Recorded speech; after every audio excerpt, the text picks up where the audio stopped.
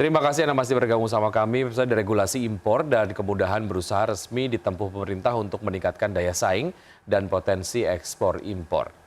Ya, pemerintah optimis upaya deregulasi bisa menciptakan ekosistem lapangan kerja secara luas. Menteri Koordinator Bidang Perekonomian Erlangga Hartarto menegaskan pemerintah resmi melakukan deregulasi impor yang tertuang dalam paket kebijakan deregulasi tahap pertama. Kebijakan deregulasi impor ini diarahkan untuk 10 jenis komoditas, diantaranya produk kehutanan, pupuk bersubsidi, serta alas kaki. Ya, upaya deregulasi impor ini juga untuk memberikan kemudahan bagi para pelaku usaha sekaligus untuk mendorong daya saing serta menciptakan ekosistem agar penciptaan lapangan kerja terus terbentuk. Dan di sisi lain kebijakan deregulasi ini beriringan dengan akan terbitnya keputusan Presiden tentang Satgas Perlindungan Perdagangan, Keamanan Investasi, Perluasan Kesempatan Kerja, hingga kelanjutan kebijakan deregulasi untuk percepatan kemudahan perizinan berusaha maupun peningkatan iklim investasi. Pemerintah memberikan kemudahan bagi para pelaku usaha sekaligus untuk mendorong daya saing. Kemudian yang kedua, menciptakan ekosistem agar penciptaan lapangan kerja terus terbentuk. Yang ketiga, tentunya sektor padat karya akan terus didorong agar bisa menarik terhadap investasi dan menjaga investasi yang ada. Dan dalam hal yang sama kita perlu menjaga pertumbuhan ekonomi nasional. Ya, pemirsa, Kementerian Perdagangan langsung memangkas birokrasi dan regulasi yang membelit. Ya, tak tanggung-tanggung 4 peraturan Menteri Perdagangan langsung dicabut dan tidak lagi berlaku. Menteri Perdagangan Budi Santoso langsung menerbitkan aturan baru terkait kebijakan impor melalui upaya deregulasi serta menggulirkan kebijakan kemudahan perizinan dan berusaha, salah satunya bagi industri waralaba.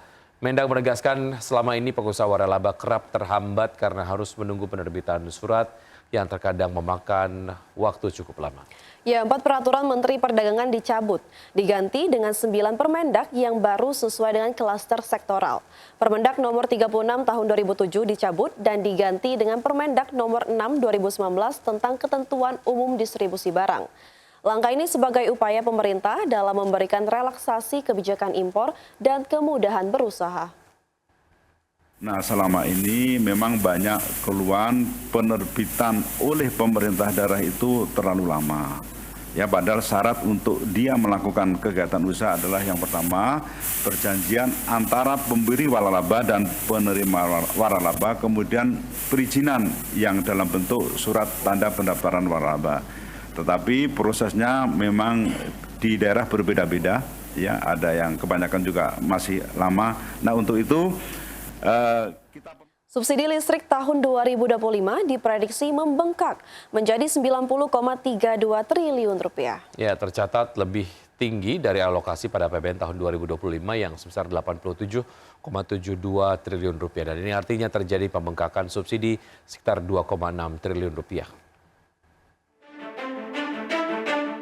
Direktur Jenderal Ketenagalistrikan Kementerian Energi dan Sumber Daya Mineral Jisman Huta-Julu mengungkapkan, subsidi listrik tahun 2025 diprediksi akan membengkak menjadi 90,32 triliun rupiah.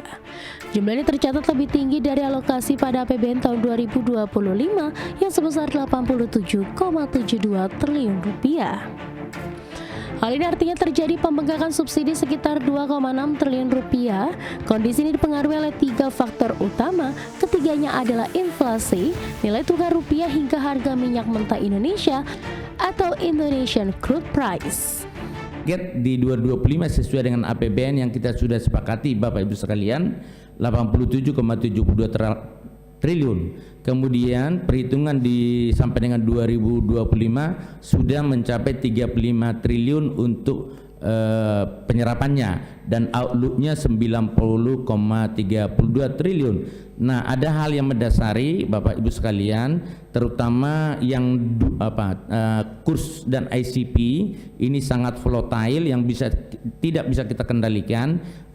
Bapak Ibu bisa melihat dari 14.000 kemudian di 15.000, 16.000, ya seperti itu. Jadi ada peningkatan daripada subsidi. Adapun pada tahun 2024 realisasi subsidi listrik tembus 77,05 triliun rupiah. Berdasarkan data Kementerian SDM, besaran realisasi subsidi listrik terus mengalami peningkatan dari tahun ke tahun. Pada tahun 2020 jumlahnya tercatat sebesar 48 triliun rupiah, kemudian naik menjadi 50 triliun rupiah di tahun 2021. Tahun 2022 subsidi listrik mencapai 59 triliun rupiah dan di 2023 mencapai 68 triliun rupiah. Dirjen Ketenagalistrikan menambahkan saat ini pelanggan listrik kategori 450 volt ampere mencapai 24,7 juta, sementara 900 volt ampere mencapai 10,9 juta. Secara keseluruhan total pelanggan PLN yang terdata pada Mei 2025 tembus 85,40 juta. Berbagai sumber IDX Channel. Ya, sebelum kita akhiri, pemirsa kita akan simak terlebih dahulu update pergerakan IHSG di pukul 9:26 waktu Indonesia bagian Barat. IHSG sejauh ini bergerak menguat 0,32% di level 6.949,986 dan tahap gainers sejauh ini 5 diantaranya adalah ada BRMS, kemudian AMMN, Toba, MDK dan juga SSIA. Tahap losers ada Laba, SCMP, Inet, Bull dan juga BTPS. Sementara pergerakan dari sektoral, cyclical masih memimpin dengan penguatan 1,2%. Sementara itu sektor yang melemah terdalam yaitu adalah sektor transportasi dengan pelemahan 0,63%.